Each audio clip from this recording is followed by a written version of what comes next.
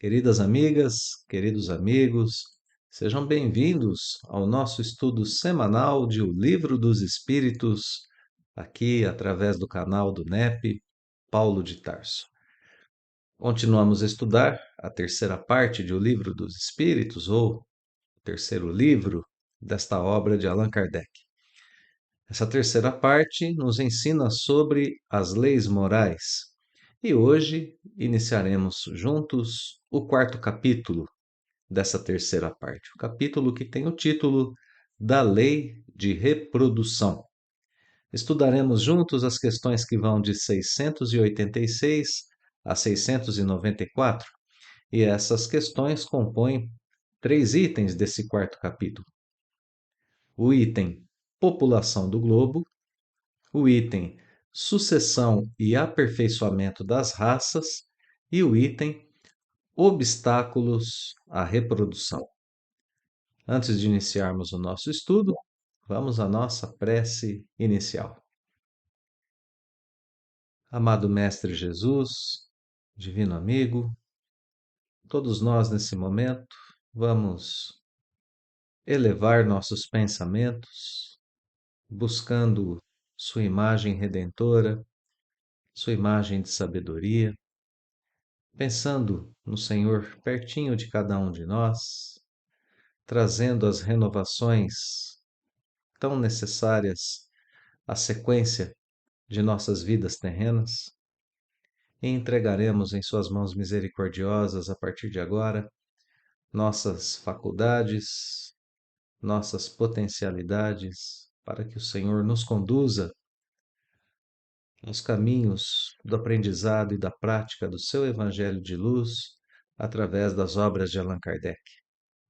Que assim, Senhor, renovados, encorajados, possamos seguir logo após o estudo em nossas tarefas redentoras aqui na Terra, sob a proteção da Sua paz e da Sua sabedoria. Muito obrigado, Senhor, que assim seja. Muito bem, meus amigos. Então, estudamos anteriormente já 2 das 3 leis morais que nós nos propusemos a estudar até agora, não é? Estudamos a lei de adoração e a lei de trabalho. Hoje nós vamos iniciar o estudo da terceira lei, lei de reprodução. Lembrando que nós temos 10 leis morais dentro de O Livro dos Espíritos, dentro dessa terceira parte. Estudamos 2, estamos entrando na terceira agora.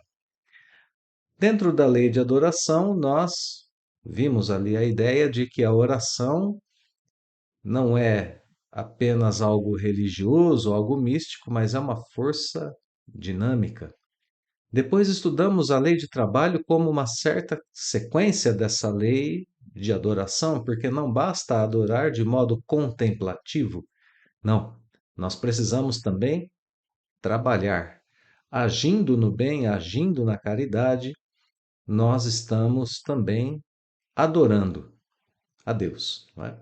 Então, lei do trabalho como uma sequência lógica necessária da lei de adoração. Lei do trabalho, vimos que o trabalho é para nós espíritos tanto um direito quanto um dever. E agora entramos dentro da lei de reprodução. A lei de reprodução, além de ter uma ligação íntima com a lei de trabalho, porque a reprodução é necessária para que haja oportunidade de trabalho terreno, de trabalho corpóreo aos espíritos desencarnados, né? Então, além da lei de trabalho ter uma ligação íntima com a lei de reprodução, para trabalhar é necessário que haja reprodução. O trabalho corpóreo ajuda no aperfeiçoamento mais veloz do espírito, aprendemos isso já, não é? Então, uma ligação íntima entre as 2 leis. Além dessa ligação íntima, nós temos aqui uma mudança de âmbito, né? De acordo com o estudo que fizemos aqui na abertura da terceira parte. Mudança de âmbito porque a lei de adoração e a lei de trabalho dizem respeito aos deveres do homem para com Deus. E agora a lei de reprodução Diz respeito aos deveres do homem para consigo mesmo. Nós precisamos reproduzir para darmos a nós mesmos as oportunidades de trabalho que surgem através das reencarnações. Então, é dentro deste âmbito que nós começaremos, a partir de agora, a estudar a lei de reprodução. Vamos lá? Então, capítulo 4 de o livro, da terceira parte de O Livro dos Espíritos, da Lei de Reprodução, itens: população do globo, sucessão e aperfeiçoamento das raças, obstáculos à reprodução. Vamos até aqui hoje, né? Até obstáculos à reprodução. E depois os dois itens finais: casamento e celibato, poligamia. Então vamos lá, o item população do globo, com duas perguntas com ligação estreita entre as duas, né? Como a gente já pode perceber. Kardec pergunta se a reprodução é uma lei natural, se ela é própria da lei da natureza. E na questão 687, nós temos aí um problema da população crescente. Bom, qual é a ideia que liga as duas perguntas, né? Olha lá, se a reprodução é uma lei da natureza, nós temos no aspecto humano essa averiguação, né? Que existe uma população crescente no mundo.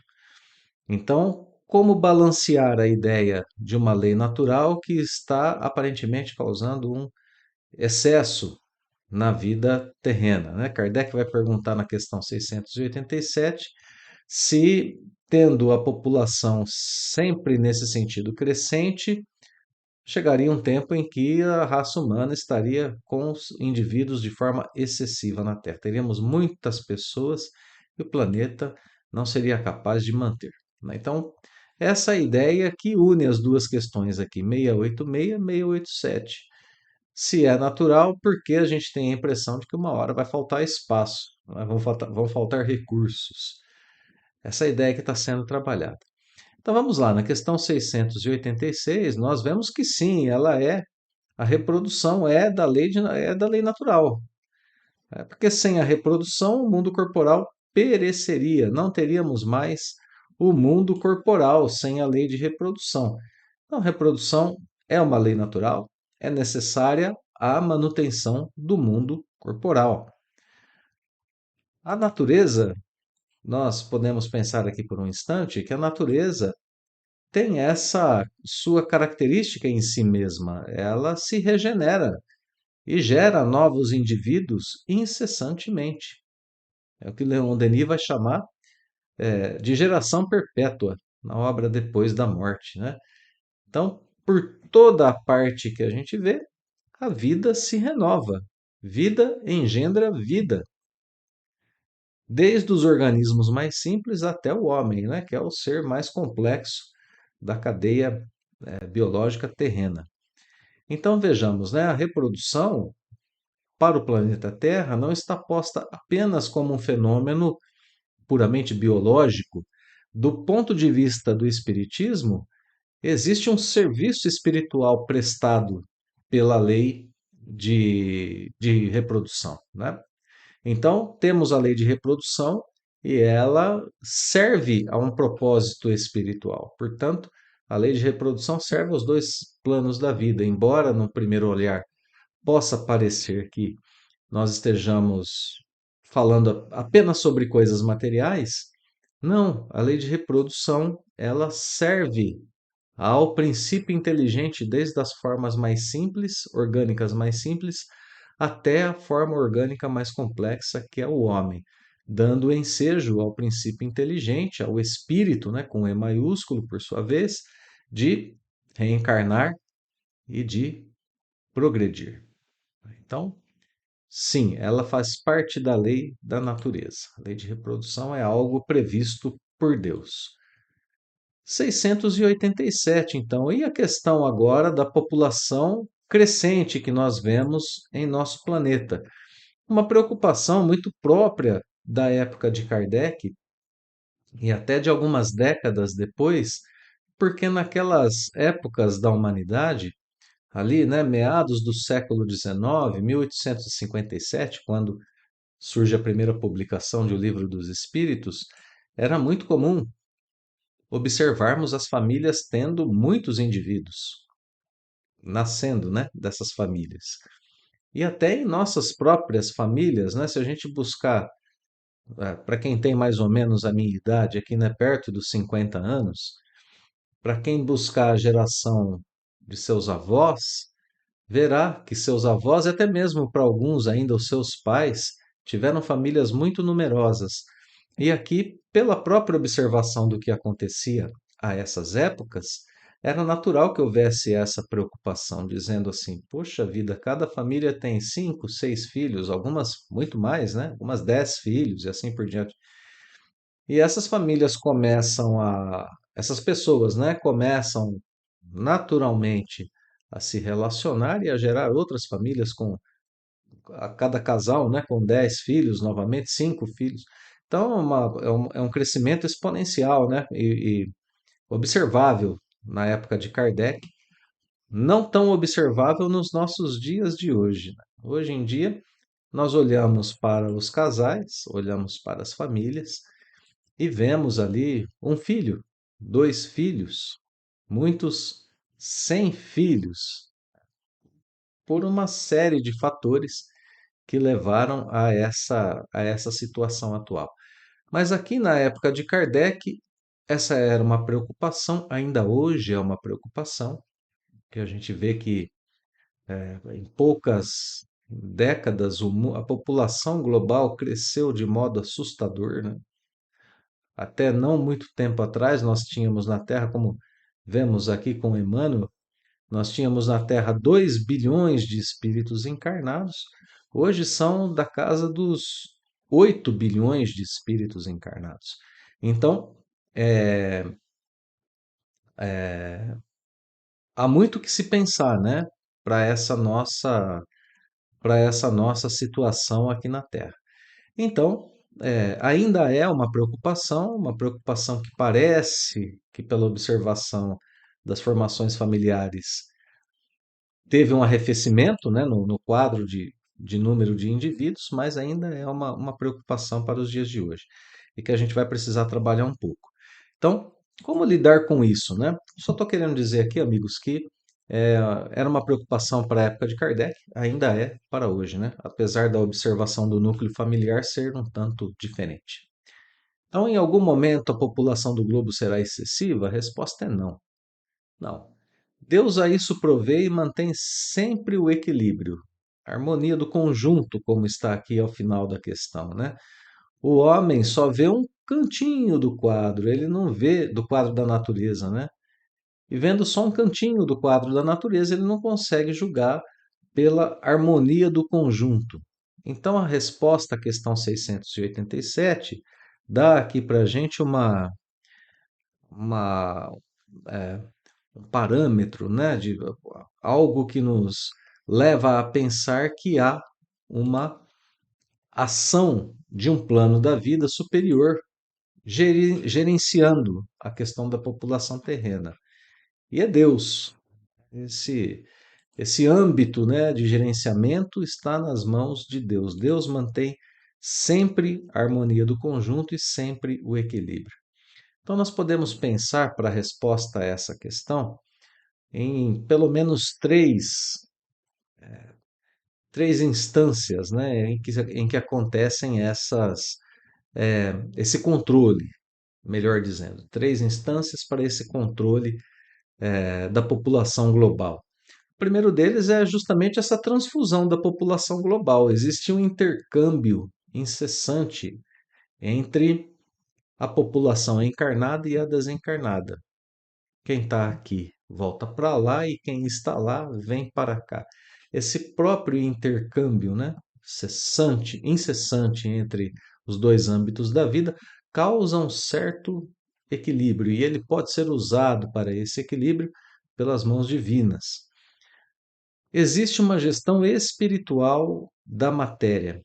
O espírito Emmanuel chega a escrever na obra O Consolador que existem numerosos agentes psíquicos, mensageiros do plano espiritual que operam nas correntes da vida. ajustando os renascimentos aos planos de evolução coletiva. Essas são palavras do Espírito Emmanuel na obra O Consolador, tratando justamente a respeito desse tema, né? Então, existe uma gestão espiritual a respeito da vida material. E, por fim, o terceiro elemento, a ação inteligente do próprio homem. A própria inteligência humana é, sim, um contrapeso que Deus coloca no mundo material para restabelecer o equilíbrio das forças da natureza, né? Atualmente, nós vemos muitas discussões sobre sustentabilidade, planejamento familiar, que nada mais são do que a humanidade aprendendo a usar sua liberdade, né, diante da lei de reprodução, com responsabilidade. Então, essas preocupações humanas refletem a lei divina ressoando no coração do homem, né? Eu gostaria de citar, antes da gente sair dessa questão 687, uma pesquisa de um demógrafo da Universidade de Colômbia. O nome desse demógrafo é Joel Cohen. Esse demógrafo, ele justamente fez uma pesquisa estimando a capacidade do planeta Terra em sustentar a vida humana, né? Quantas pessoas caberiam no planeta Terra se com um certo tipo de vida, né? Bom, aqui eu já extrapolei um pouquinho o início da pesquisa, né? Porque era justamente, a pergunta da pesquisa era justamente essa: quantas pessoas cabem no mundo? E para responder a essa questão, justamente o que se levou em conta foi o cenário de vida, o tipo de vida, o estilo de vida. Por isso eu disse que eu excedi um pouquinho, né, no meu comentário. Então, Joel Cohen considerou que se as pessoas levassem o estilo de vida norte-americano, que contempla, ali, que envolve, né, um alto consumo de energia, de carne, de bens industriais, para as pessoas viverem naquele estilo de vida norte-americano, o nosso planeta seria capaz de atender 1,3 bilhão de pessoas aproximadamente. Notemos que essa pesquisa é de 1995. Bem, agora, se vivêssemos o estilo de vida haitiano e não o norte-americano, aí a capacidade de recepção da Terra saltaria de 1,3 bilhão de pessoas para 23,8 bilhões de pessoas. Então, o estudo de Joel Cohen apontava para que a faixa mais provável ficaria entre 4 e 16 bilhões de pessoas. Então, o que esse estudo mostra para a gente, né? Que a capacidade de suporte da Terra não é fixa, mas depende fortemente de escolhas humanas, de padrões de consumo, de tecnologia, distribuição de recursos, até mesmo valores culturais, tudo que envolve, né, a vida em sociedade aqui na Terra. Bom, mas como eu disse, essa pesquisa é de 1995 e ela já traz indicativos poderosos no quesito moral. Se a gente quiser consumir igual aos norte-americanos, 1,3 bilhão de pessoas, e já temos 8, né, no planeta.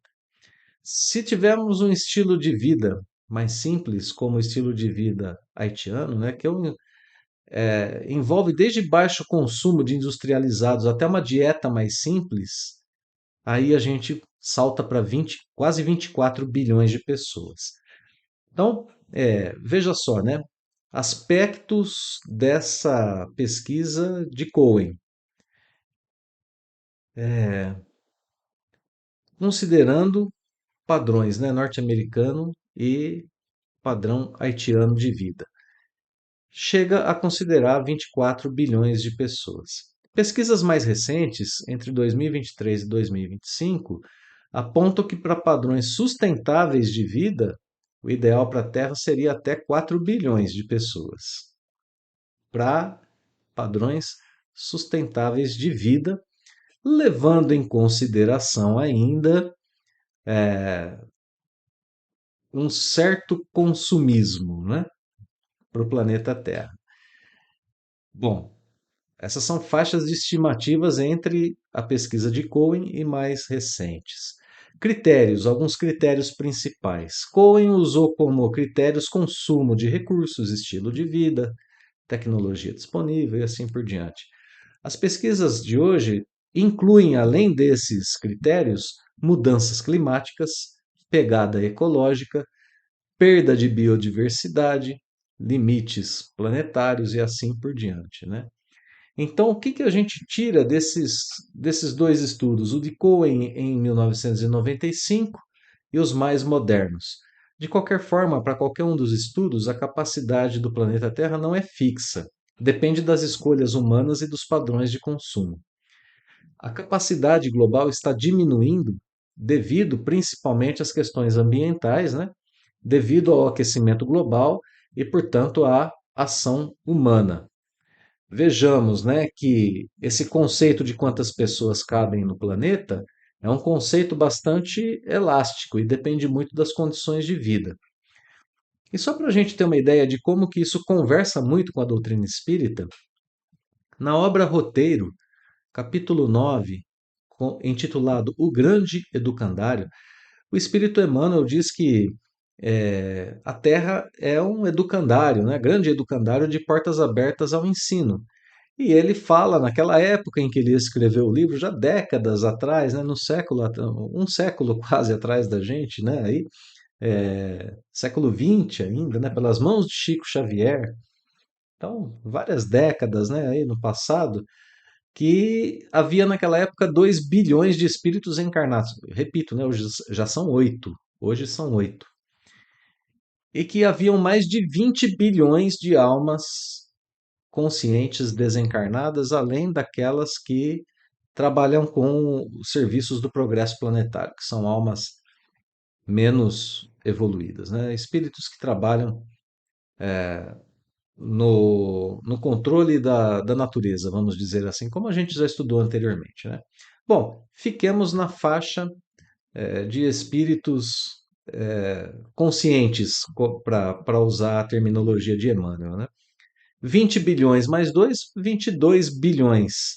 Notemos que o primeiro estudo de Cohen diz que se a gente levasse o modelo de vida haitiano, teríamos 24 bilhões de espíritos, a possibilidade, né, de encarnar até 24 bilhões de espíritos. Então, o livro dos espíritos está muito a par com o que diz a ciência ainda hoje, meus amigos, porque dependendo muito do que a gente trabalha aqui na Terra e do que a gente faz com nossas vidas, nós encurtamos ou nós alargamos essa faixa populacional possível no planeta. Pensando ainda na questão espiritual, é claro que talvez nem todos possam reencarnar simultaneamente. Não daria para ter os 22 bilhões de espíritos aqui encarnados por causa da influência espiritual, né? Se a gente tem uma população total de 22 bilhões de espíritos, imaginemos, né? Como é que ficaria a questão da comunicação entre encarnados e desencarnados? Como ficaria essa questão? Viriam espíritos de outro orbe para habitar o plano espiritual na Terra? Talvez. Então vamos ficar aqui no âmbito do talvez, né? Então talvez nem todos possam reencarnar simultaneamente, né? Esses 22, 24 bilhões de espíritos aqui que estamos, nos quais estamos pensando, né? Mas aqui a gente está só imaginando essa circunstância. Então, se naturalmente, pelo número que a gente tem com Emmanuel, vierem metade, de 11 a 14 bilhões, a gente ainda tem condição de abrigar esses espíritos, né? De qualquer forma, o que nós precisamos tratar urgentemente é a questão do egoísmo humano, retratado no nosso modelo de vida atual, modelo de vida no qual poucos têm muito e muitos têm pouco.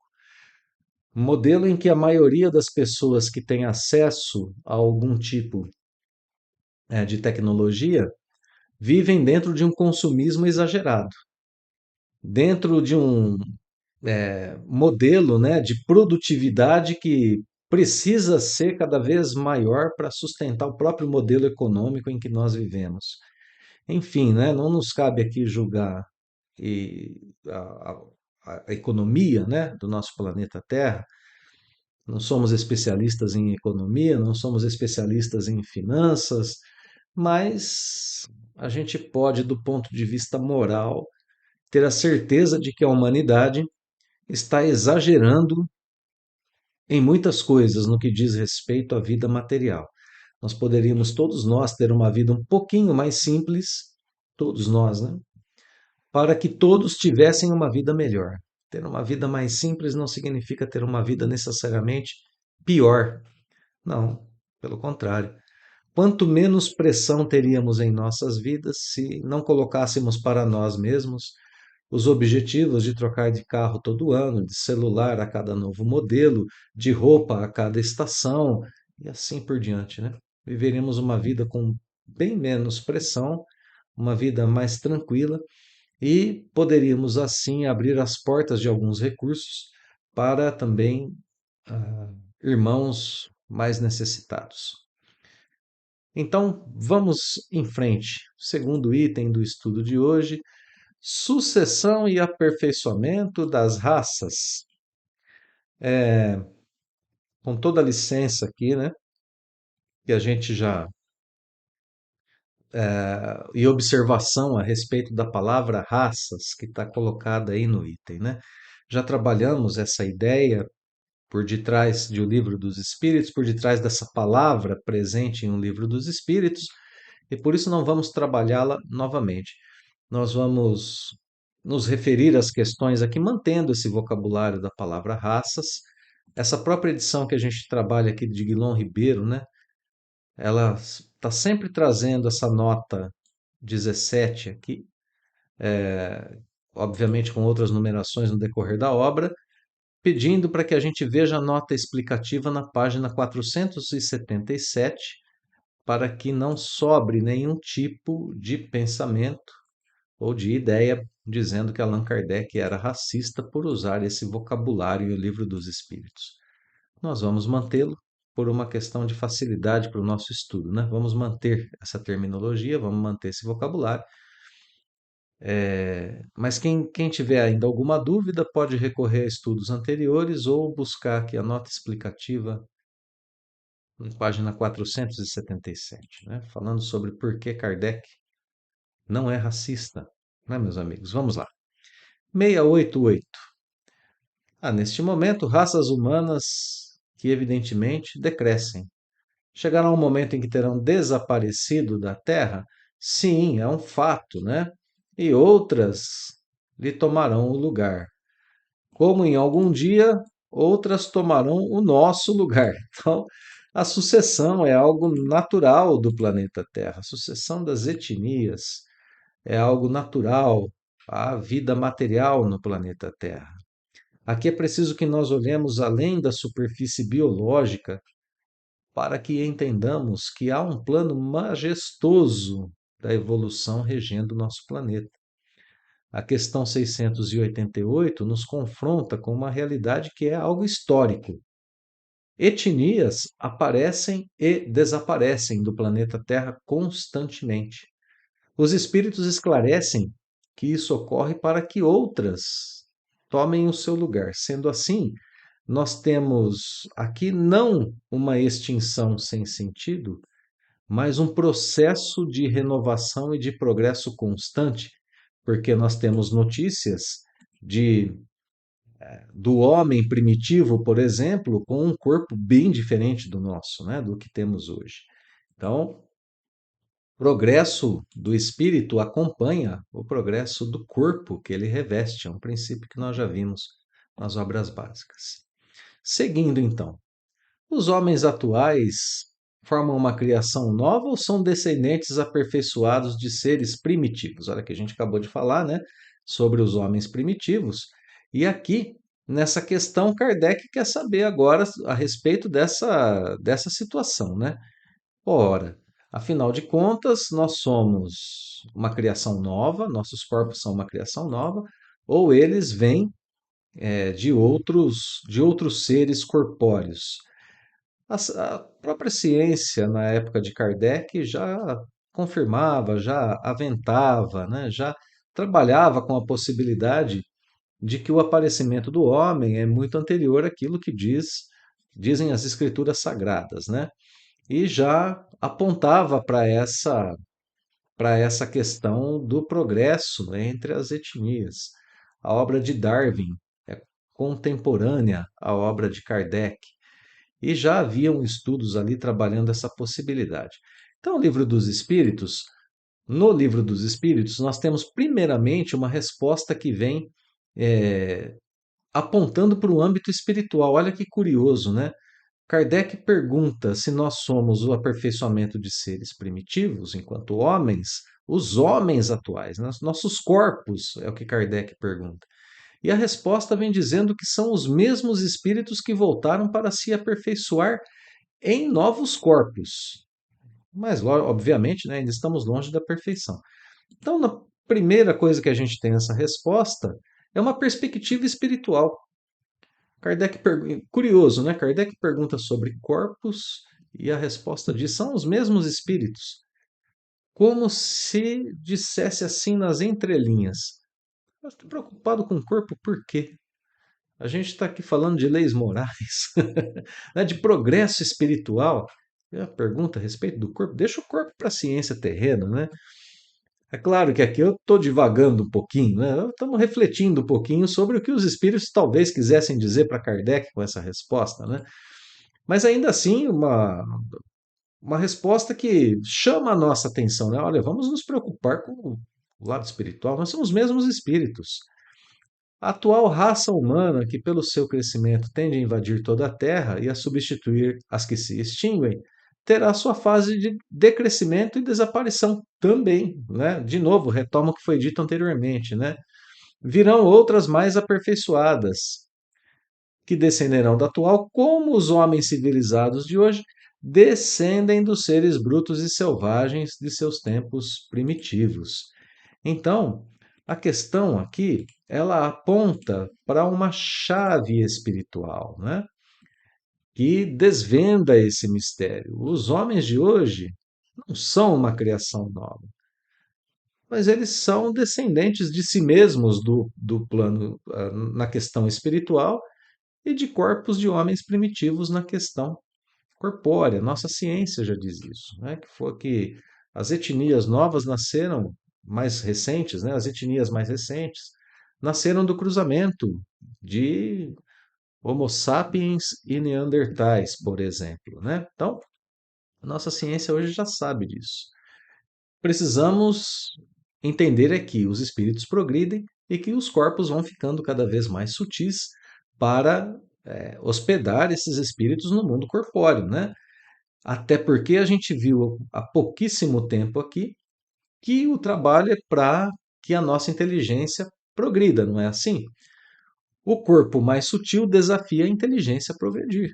Quanto mais frágil é meu corpo, mais eu tenho de lidar com situações em que minha inteligência precisa resolver problemas para proteger e para atender às necessidades de meu corpo. Nossos corpos de hoje, com esses corpos que temos hoje, não viveríamos muito tempo no mundo primitivo, a não ser que a gente tivesse a inteligência que a gente tem hoje para construir os instrumentos que nós temos à nossa disposição, né? Aí ficaria muito melhor, né? Ainda uma observação nessa questão 689, meus amigos. O Espírito Emmanuel, na obra A Caminho da Luz, explica que esse processo foi impulsionado por grandes migrações de almas vindas inclusive de outros sistemas, como, por exemplo, os exilados de Capela. A gente vai fazer ainda essa referência mais uma vez no estudo de hoje. Esses exilados vieram auxiliar o progresso das tribos primitivas, né, aqui na Terra. Portanto, na atualidade, quando vemos essa diversidade humana, estamos vendo o resultado de milênios, né, de encarnações, reencarnações sucessivas, né, no âmbito das humanidades.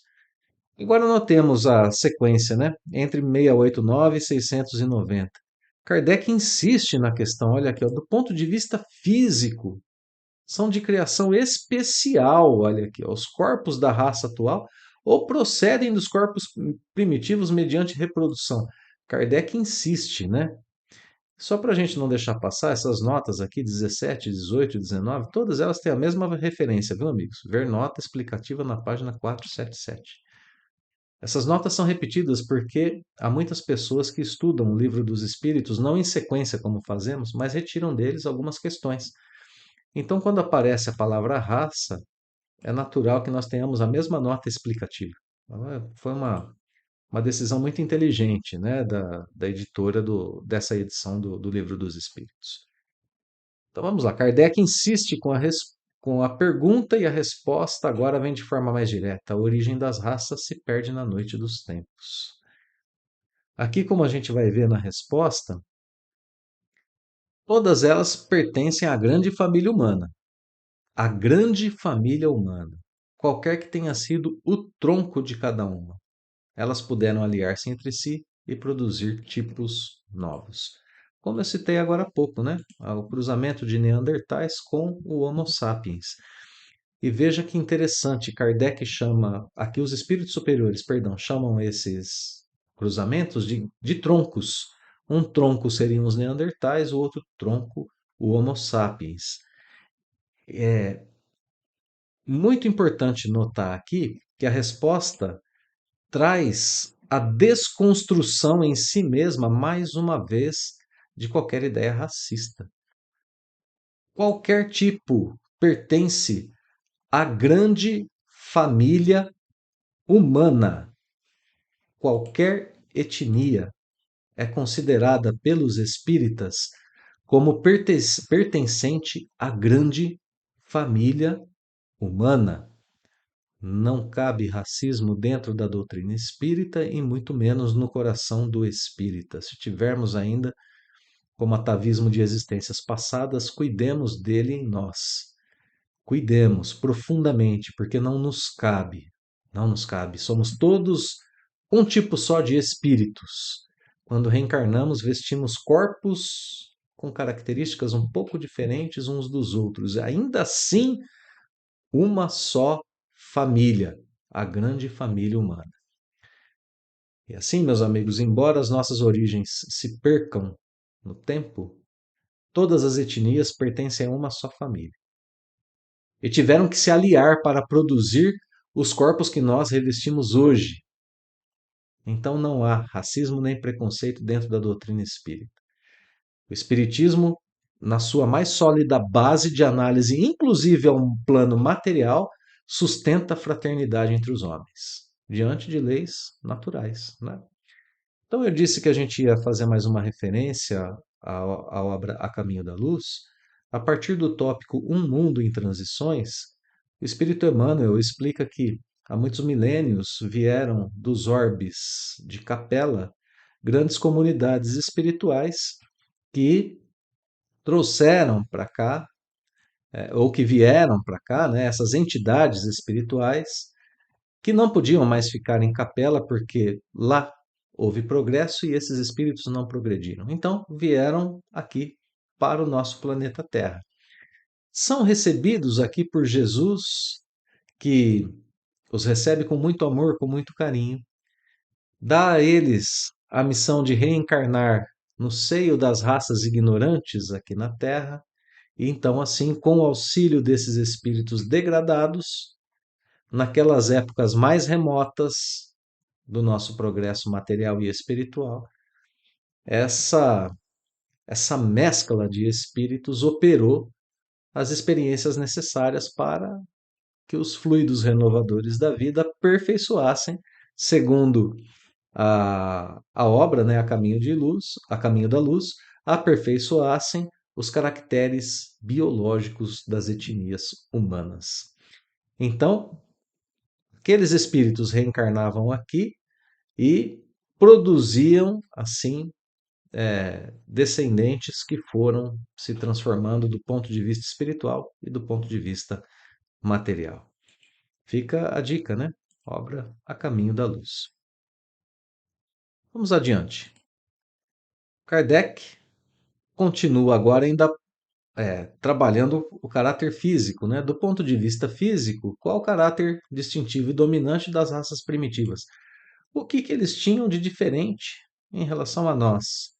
o desenvolvimento da força bruta à custa da força intelectual. Aqui a grande diferença entre nós e os homens primitivos, né? Kardec continua estudando aqui do ponto de vista físico o que há de diferente entre os primitivos e nós, porque isso é, nos dá a ideia do progresso sendo realizado, né? Da forma como a gente está estudando. Lá eles tinham mais força bruta, aqui a gente tem menos. Lá eles tinham pouca força intelectual, aqui temos mais. Naquele passado longínquo, força bruta. Ou nos dias de hoje, força intelectual. É isso que move o homem, é isso que move a humanidade nos dias de hoje. Portanto, a resposta está focada na questão do progresso. Essa transição explicada na questão 691 é fundamental para compreendermos os dias de hoje, os nossos tempos, né? Enquanto as raças primitivas eram dominadas pela força bruta, a humanidade atual se caracteriza pelo desenvolvimento da sua força intelectual. Como observa Leon Denis, a força bruta jamais bastou para assegurar a conservação da raça humana, né? Da espécie humana. O que realmente triunfa, o que realmente assegura o triunfo da espécie humana na Terra é a inteligência e a vontade. Inteligência e vontade. Força bruta não domina de modo absoluto. O que triunfa é a inteligência, a vontade e a razão, segundo Leon Denis, na obra Depois da Morte.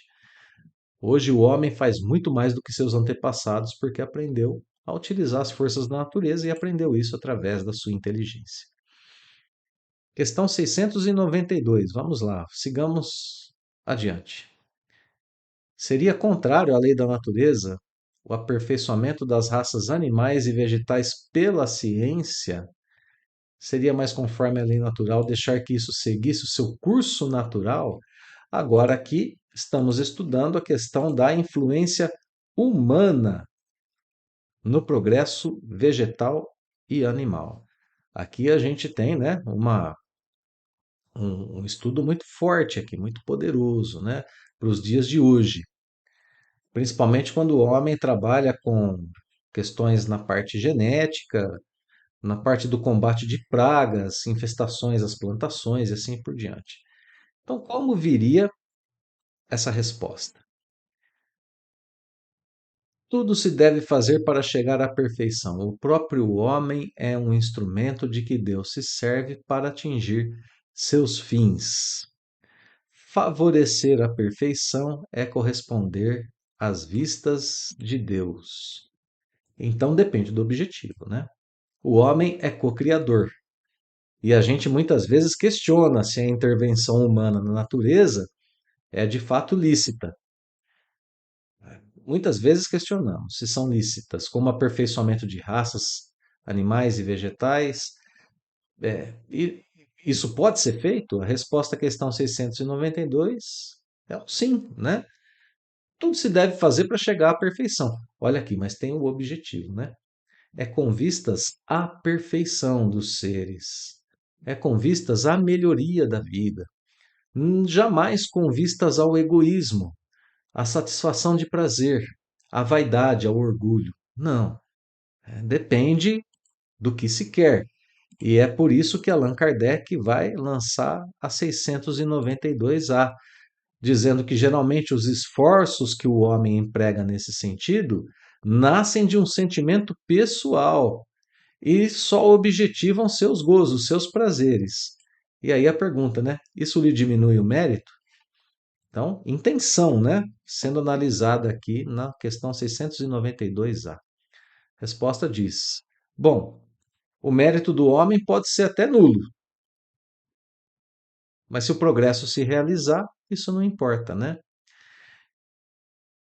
Cabe-lhe tornar meritório pela intenção o seu trabalho. Então, trabalho é meritório pela intenção. Eu tenho intenção de melhorar a vida desses seres aqui na Terra, melhorar também com isso a experiência humana. Ou seja, aperfeiçoamento, progresso. Se eu tenho essa intenção, aí eu tenho mérito. Se eu não tenho essa intenção, o mérito não existe. pode até acontecer algum tipo de progresso, mas o mérito não existe, né? Vejam, a questão é analisada do ponto de vista moral da criatura, né? E da vida na Terra. Ademais, diante desse trabalho, o homem exercita e desenvolve a inteligência, e sob esse aspecto é que maior proveito tira. Então, a própria ciência, própria ciência progride e o homem, de uma forma ou de outra, enquanto homem, né, enquanto ser humano, enquanto espíritos encarnados, nós vamos progredindo juntos.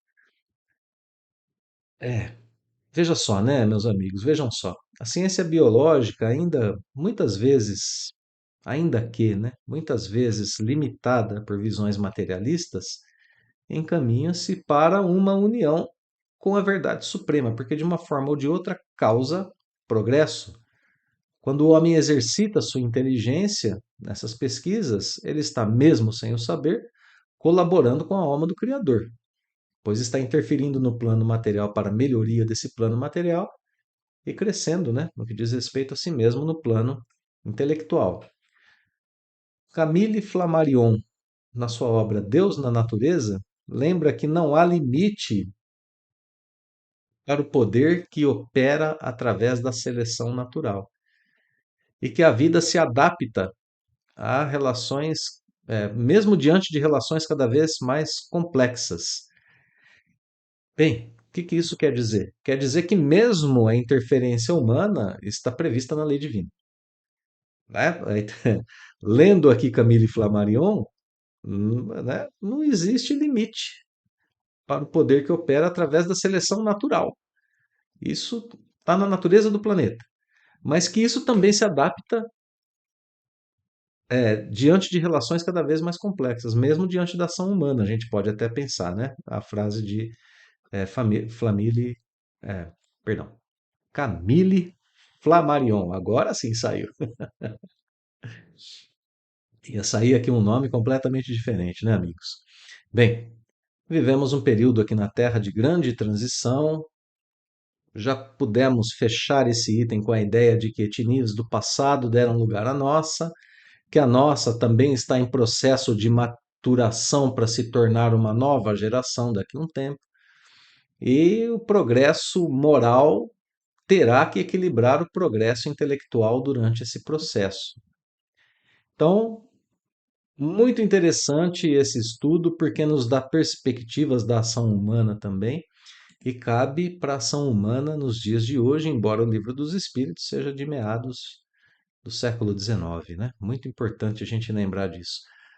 O Livro dos Espíritos traz uma visão atual para problemas vigentes na nossa sociedade e essa visão continua viva, continua importante, continua atuante em nossas mentes, nos chamando às reflexões morais que são de imensa importância para todos nós.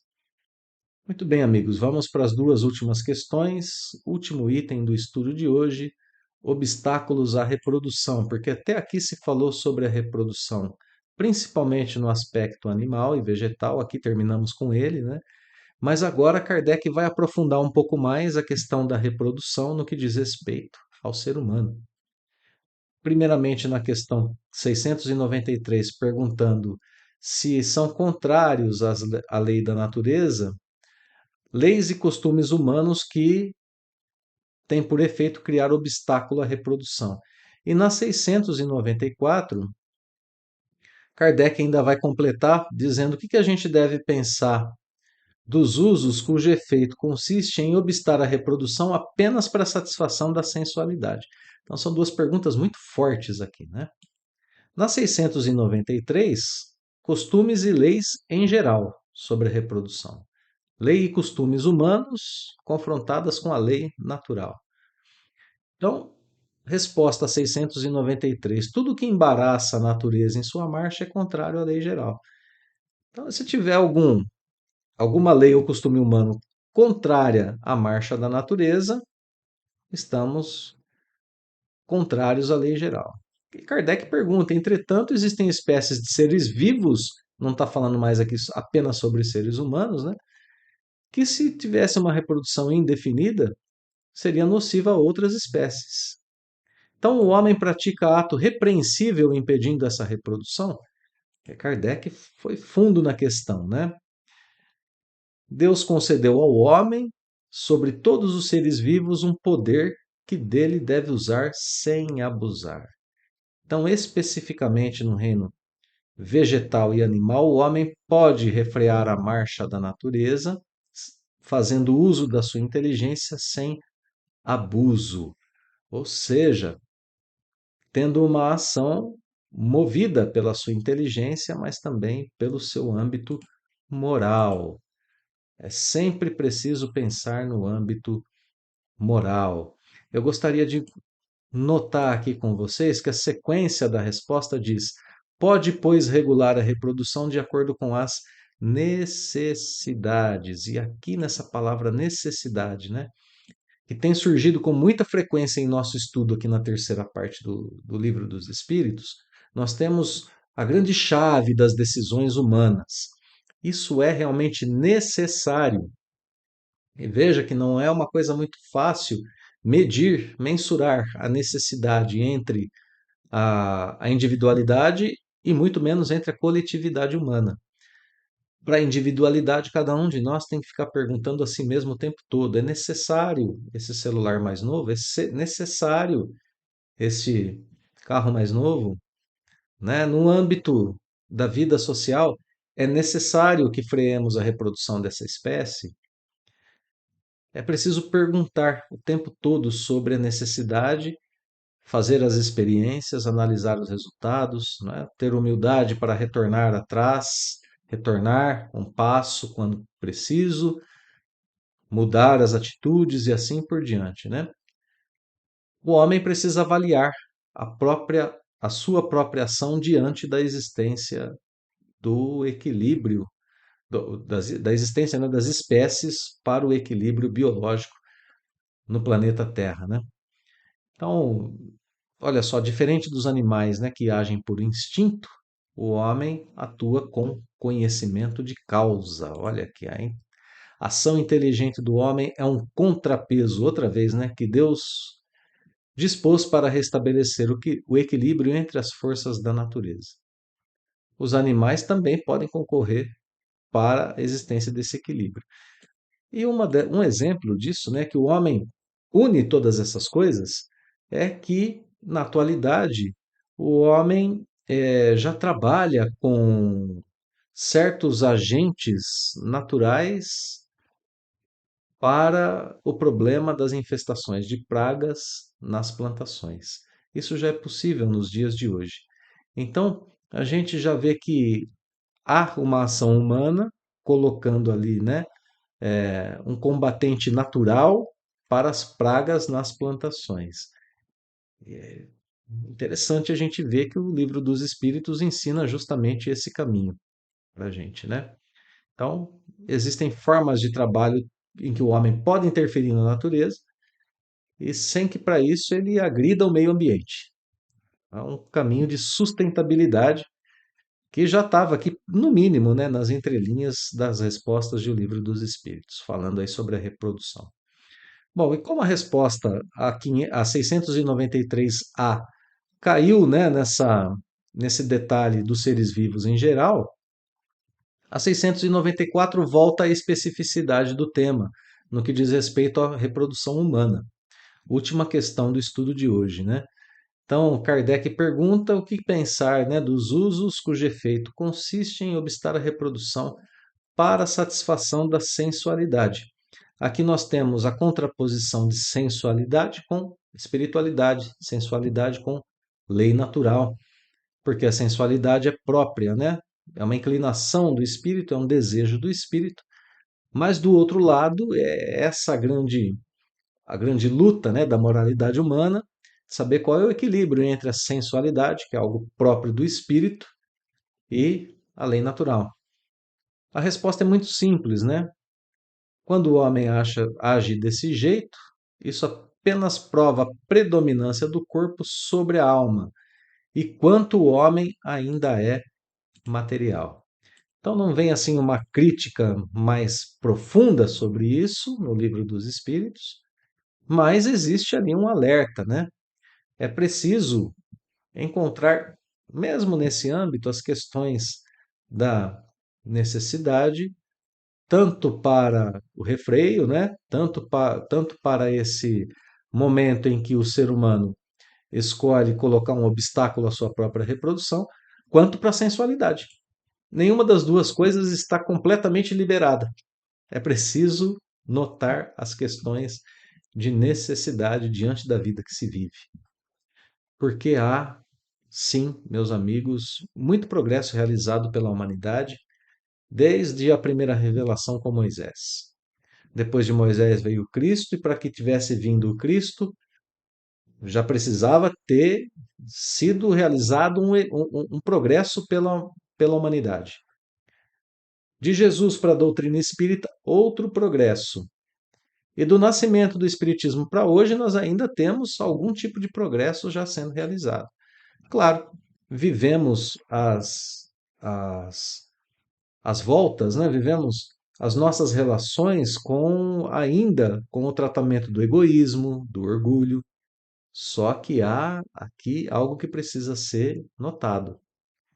É o combate do egoísmo e do orgulho? Sim, só que em situações diferentes. Na época de Jesus, na época de Moisés, havia essa necessidade de combate ao egoísmo e ao orgulho com uma população muito menor. Com recursos industriais quase zero, né? Nenhum recurso industrial.